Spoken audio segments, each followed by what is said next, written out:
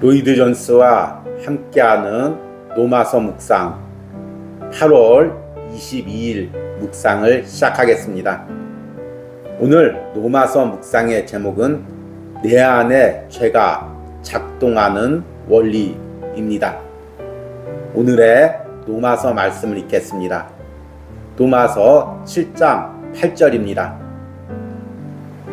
그러나 죄가 기회를 타서 계명으로 말미암아 내 속에서 온갖 탐심을 이루었나니 이는 율법이 없으면 죄가 죽은 것임이라. 아멘. 오늘의 노마서 강의 읽기입니다. 8절의 가장 핵심적인 표현은 죄가 기회를 타서입니다. 여기서 기회를 타서라고 번역된 말의 근본적인 의미는 한 곳을 출발점으로 하다는 뜻입니다. 그 말은 여행을 출발한 곳, 출발 지점을 가리키는 말로 사용됩니다. 따라서 죄가 계명을 출발점으로 하여 라고 번역할 수 있습니다. 그러나 그것을 군사작전 차원에서 생각해 볼 수 있습니다. 그런 의미로 볼 때 그것은 준비를 하고 있는 본영이 되는 것입니다. 그곳에 부대를 훈련시키고 포병을 정렬시키고 무장을 점검하고 작전을 개시하는 것입니다. 그처럼 죄가 계명을 작전 본영으로 삼아서 라고 말할 수 있습니다. 어떤 번역자 중에는 죄가 계명을 지뢰 받침대로 하여 라고 번역합니다. 지뢰 받침대라는 의미는 분명합니다. 아주 무거운 것들을 움직여야 할 때 보통 방식으로는 그것을 도무지 움직일 수 없습니다. 그래서 긴 막대를 가져옵니다. 막대가 길수록 좋지요. 그 다음에는 그 막대기를 이용해 무거운 것을 들어 올립니다. 그러므로 우리는 이렇게 번역할 수도 있습니다. 죄가 율법을 지렛대로 삼아 우리의 저항을 제거시키고 목표하는 결과를 가져올 수 있다. 이것은 놀랍게도 바울의 의중에 두고 있는 개념을 나타내는데 도움이 됩니다. 죄는 그처럼 강력하게 왕노릇합니다. 그것은 엄청난 권세를 가진 독재자입니다. 그것은 하나의 제왕인 것입니다. 그것은 불신하는 모든 자들을 주관하고 있습니다. 그리스도인이 아닌 모든 자마다 죄의 주관 아래 있습니다. 그런데도 사람은 말하기를 죄는 소극적인 국면에 불과하고 선한 성품이 결여된 것에 불과하다고 말합니다. 바울은 죄가 적극적인 것이라고 말합니다. 그것은 너무 강력하여 사람들을 들어 던질 수 있습니다. 그것은 창세기의 족장들을 매다 꽂았습니다. 바울은 6장 16절에서 더 강한 어투로 말합니다. 너희 자신을 종으로 내주어 누구에게든 순종하든지 그 순종함을 받는 자의 종이 되는 줄을 너희가 알지 못하느냐. 혹은 죄의 종으로 사망에 이르고 혹은 순종의 종으로 의에 이르느니라. 죄는 노예의 상전입니다. 죄는 사람들을 절대적으로 조종합니다. 좀 더 나아가 여러분은 죄가 얼마나 힘이 센지 아십니까? 바울이 여기서 그것을 말하고 있습니다. 하나님의 거룩한 율법을 자기의 목적에 사용할 수 있을 정도로 죄가 강하다는 것입니다. 죄는 성공하였습니다. 그것은 강력하게 이루어냅니다. 또한 성취하고 그가 하고 싶어하는 바를 완성합니다. 하나님의 거룩한 율법조차도 그것을 막을 수 없습니다. 실제적인 의미에서 아마 이 순간에 영적이나 모든 세계의 삶 가운데서 이 교리만큼 중요한 교리는 없을 것입니다. 아멘. 오늘의 노마서 해석입니다. 무척 덥고 습한 날씨가 계속되고 있습니다. 노마서 묵상에 동참하는 여러분들, 이 더위 가운데도 하나님께서 여러분들의 육체적인 건강을 지켜주시기를 기도합니다. 그리고 또한 이 노마서 묵상을 통해 이 더위에도 우리 영적 건강을 성령님께서 지켜주시기를 또 기도합니다. 오늘은 로마서 7장 8절 말씀을 읽었습니다. 오늘과 내일은 이 로마서 7장 8절 말씀을 통해 죄가 우리 안에서 어떻게 작동하는지 그 원리에 대해서 말씀을 드리려고 합니다. 여러분들은 내 몸에서 건강적으로 약한 부분이 한 군데 이상씩은 있을 것입니다. 예를 들어서 당뇨가 있으신 분들은 단 것이 몸에 들어가는 것을 주의해야 되고, 또 콜레스테롤이 높으신 분들은 기름진 것들이 몸에 들어가는 것을 주의해야 됩니다. 왜냐하면 그런 것들이 몸에 들어가면 몸에서 작동을 해서 내 몸을 연약하게 하고 병들게 하고 심지어는 사망에 이르게 할 수 있다는 것을 알기 때문입니다. 그래서 지혜로우신 분들은 항상 음식이나 생활 습관을 주의합니다. 그런데 영적 생활도 마찬가지입니다. 우리 몸에는 여전히 죄의 성향이 남아 있습니다.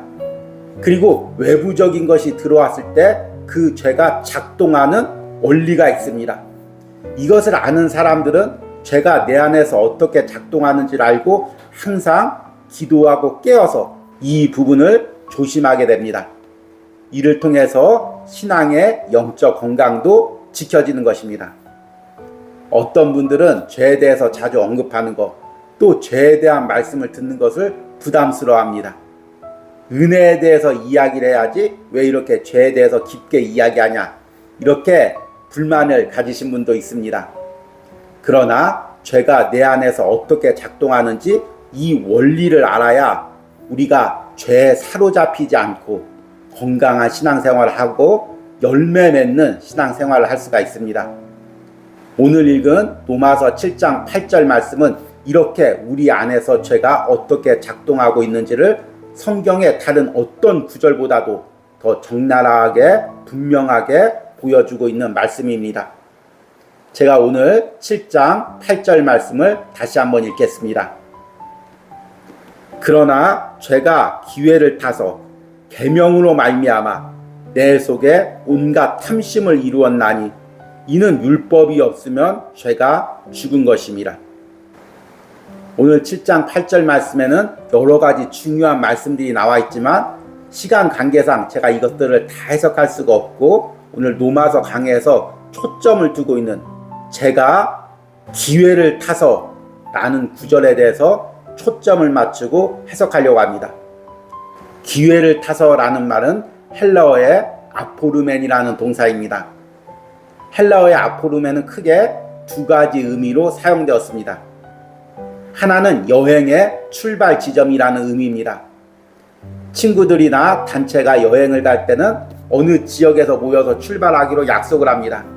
그리고 그곳에서 모여서 여행 물품들도 점검하고 여행 계획도 세우고 장거리 여행을 시작합니다. 따라서 기회를 타서 아포르멘이라는 말은 무언가 큰 일을 이루기 위한 근거와 시작점을 의미합니다. 제가 아무런 관계도 없이 우리 안에서 일을 시작할 수는 없습니다. 저도 무언가 시작하고자 하는 근거점이 있어야 됩니다. 그것이 무엇입니까? 율법이라는 것입니다. 내가 선한 의도로 율법을 지키려고 마음을 먹으면 제가 그 마음을 근거로 해서 그 마음을 오염시키고 변형시켜서 내 안에서 죄를 짓게 하는 큰 일을 이룬다는 것입니다. 참 이것을 제가 설명하면서도 너무나 아이러니한 일입니다. 그런데 제 인생 경험이나 또 역사적인 경험을 보면 이 이야기가 너무나 맞아 떨어집니다. 역사적으로 선한 마음으로 국가와 민족을 위해서 또 사회를 위해서 일을 하다가 그것을 통해서 오히려 범죄를 하고 변질된 경우가 너무나 많이 있습니다. 우리 신앙 안에서도 안타깝게도 이런 일들이 많이 있죠. 선한 마음으로 주의를 했지만 그 선한 마음을 근거로 삼아서 죄가 이용을 하는 것입니다. 죄가 기회를 타서 들어오는 거죠. 또 이 아포르멘이라는 말은 군사적인 용어로 많이 사용되었습니다. 교두보를 삼아서 병창기지를 삼아서 이런 의미입니다. 어떤 지역이나 나라를 침략할 때는 무턱대고 침략할 수가 없습니다. 무언가 근거지가 있어야 됩니다. 상륙 지점이 있어야 되죠. 현대적인 상황을 예로 들어보면 최근에 러시아와 우크라이나 전쟁이 굉장히 뜨겁습니다. 그런데 러시아가 처음에 우크라이나를 침략할 때는 동부 지역에 있는 돈바스 지역, 러시아 주민을 보호한다는 명분 아래 동부 지역부터 군대를 주둔시킨 후에 우크라이나를 침략했습니다. 러시아에게 우크라이나를 침략하기 위한 하나의 근거지가 되는 것이 바로 돈바스 지역입니다. 죄가 우리 안에 들어올 때도 이와 같습니다. 무턱대고 우리 안에 들어올 수가 없죠. 율법이라는 근거지를 삼아서 내가 율법을 지킨다는 그 행위를 통해서 죄가 교묘하게 내 안에 들어와서 나를 점령하려 하는 것입니다. 다시금 노예 삼으려고 하는 거죠. 특히 오늘 로마서 강의에서는 이것을 현대적인 용어로 지렛대를 삼아서 라는 표현으로 번역하고 있습니다. 어떤 번역자 중에는 죄가 계명을 지뢰 받침대로 하여 라고 번역합니다. 지뢰 받침대라는 의미는 분명합니다. 아주 무거운 것들을 움직여야 할 때 보통 방식으로는 그것을 도무지 움직일 수 없습니다. 그래서 긴 막대를 가져옵니다. 막대가 길수록 좋지요. 그 다음에는 그 막대기를 이용해 무거운 것을 들어 올립니다. 그러므로 우리는 이렇게 번역할 수도 있습니다. 죄가 율법을 지렛대로 삼아 우리의 저항을 제거시키고 목표하는 결과를 가져올 수 있다. 이것은 놀랍게도 바울의 의중에 두고 있는 개념을 나타내는 데 도움이 됩니다. 세상 사람들 중에는 원래 악한 사람들도 있지만 대부분은 착하게 살려고 노력을 합니다. 그리고 신앙 안에서는 더욱 이 경향이 강하죠. 어떻게든지 하나님 기쁘게 선하게 살려고 나름대로 노력을 합니다. 그러니 죄가 그 사람을 들어 올릴 수가 없습니다. 그럴 때 율법이라는 지렛대를 이용합니다. 야, 너 율법 지키면 하나님 앞에 선하게 사는 거야. 그리고 너 율법 지켰으니까 하나님 앞에 선해. 이렇게 자신의 선함을 내세우면서 그 안에 모든 방어망을 무너뜨리는 것입니다. 그리고 그의 내면부터 죄된 마음으로 점령하는 거죠. 율법을 지렛대를 삼아 그 사람을 선한 삶의 자리에서 죄악의 자리로 옮기는 것입니다. 이 얼마나 죄가 교묘하고 놀랍습니까? 오늘 로마서 7장 8절 통해서 그리고 또 이후의 로마서 말씀을 통해 바울이 강조하고 있는 것은 죄가 이처럼 교묘하고 강력하다는 것입니다. 여러분, 현대인들은 죄에 대해서 이야기하는 것을 싫어합니다. 은혜에 대해서 이야기해야지 왜 이렇게 죄에 대해서 많이 이야기하느냐, 이렇게 죄에 대해서 이야기하는 것을 싫어합니다. 특별히 복음을 통해서 자신의 내면에 있는 죄를 들춰내는 것을 너무나 싫어합니다. 성도들 중에서도 그런 설교를 들으면 찔림을 받고 또 목사님이 나를 들으라고 하는 이야기인가 봐 하고 시험에 드는 경우도 많이 있습니다. 그래서 목회자도 죄에 대해서 이야기하기를 꺼려하고 성도들도 죄에 대해서 듣기를 싫어합니다. 그리스도인들도 자신이 죄인임을 고백하지 않습니다. 복음을 통해 자신 내면의 죄가 어떻게 교묘하게 작동하는지 보려고 하지 않습니다. 그러면 앞에 이야기한 것처럼 내 몸에 연약함이 있을 때, 예를 들어서 당뇨나 콜레스테롤 같은 질병이 있을 때 안 좋은 물질이 들어와서 내 몸을 망가쳐도 이것을 알지를 못하는 것입니다. 대비하지 못하는 것입니다. 현대의 많은 종교 지도자들과 성도들이 이렇게 죄에 쉽게 넘어갈까요? 죄에 이렇게 쉽게 이용당할까요? 바로 내 안에서 작동하는 이 죄의 교묘한 술수를 보지 못하기 때문입니다. 오늘 로마서 묵상을 듣는 여러분들이 다시금 복음의 말씀으로 내 내면을 비추시기 바랍니다. 아직도 내 내면에 교묘하게 숨어서 하나님의 율법조차도 자신의 목적을 이루기 위한 도구로 삼고 있는 그 죄의 교묘한 술책을 여러분들이 복음의 눈으로 성령의 조명으로 보시는 은혜가 있길 바랍니다. 오늘의 적용과 기도입니다. 내가 내 안에서 역사하는 죄의 교묘한 술책에 대해 눈을 감고 있었던 부분은 무엇입니까? 다시금 복음과 성령의 조명으로 내 안의 죄의 술책을 보게 해달라는 기도를 드리시기 바랍니다. 우리 함께 기도하겠습니다. 그러나 죄가 기회를 타서 계명으로 말미암아 내 속에서 온갖 탐심을 이루었나니 이는 율법이 없으면 죄가 죽은 것임이라. 아멘.